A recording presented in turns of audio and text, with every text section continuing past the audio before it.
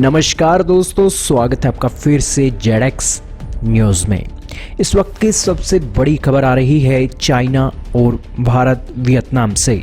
दोस्तों, भारत की नेवी आज चीन की छाती को चीरकर साउथ चाइना सी में पासएक्स नाम की एक्सरसाइज वियतनाम की नेवी के साथ कर रही है, जिसकी तस्वीरें साझा करते हुए आज भारत की नेवी के ट्विटर अकाउंट ने आज तस्वीरें शामिल की हैं कि आखिरकार किस तरीके से भारत की नेवी आज सीना चीरकर 26 दिसंबर को आज पासएक्स की एक्सरसाइज में शामिल हुई है।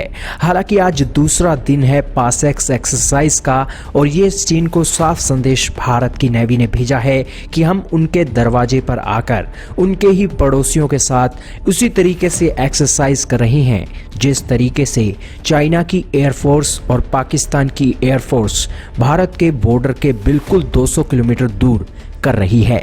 वियतनाम का बॉर्डर भी चीन के साथ लगता है और इसी कारण से वियतनाम और चीन का विवाद भी उसी तरीके का है जिस तरीके का भारत और पाकिस्तान का है। हालांकि यहाँ पर आपके लिए गौर करने वाली बात यह है कि भारत ने जिस तरीके से चाइना और पाकिस्तान एक स्ट्रेटेजिक तौर पर भारत को घेर रहे हैं, वैसे ही भारत एक्ट ईस्ट पॉलिसी के चलते चाइना को घेर रहा है साउथ चाइना सी में।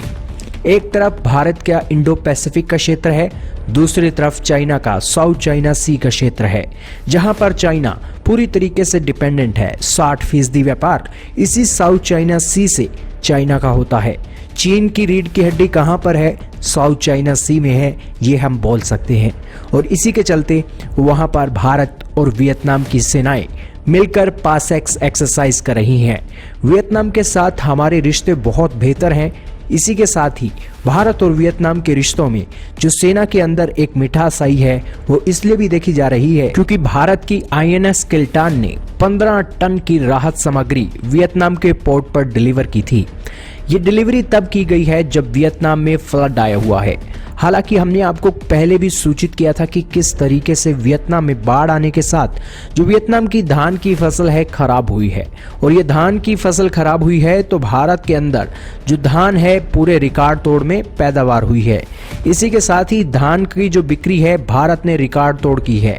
हालांकि भारत के किसानों ने जो धान उगाया है उस धान के चलते भारत के जो व्यापारी हैं मोटा मुनाफा अब कमाने वाले हैं, क्योंकि पूरी दुनिया में जहां धान के प्राइस बढ़ रहे हैं, इसी के साथ ही भारत का रुपया गिरने के कारण भारत के व्यापारी भी धान का प्राइस बढ़ा रहे हैं। एक तरफ जहां भारत में रिकॉर्ड तोड़ प्रोडक्शन हुई है, दूसरी तरफ वियतनाम, थाईलैंड जैसे देशों में धान की फसल बर्बाद हुई है। लेकिन यहां पर गौर करने वाली बात यह है कि भारत ने वियतनाम की इस बर्बादी के बावजूद भी वियतनाम को मदद भेजी है। हालांकि दूसरी तरफ भारत आज एक मोटी कमाई कर रहा है धान की फसल को बेचकर। खैर दोस्तों, भारत और वियतनाम के रिश्ते तो इसी तरीके से मजबूत होने चाहिए। आपका क्या कहना है? कमेंट सेक्शन में राय का इजहार कीजिएगा।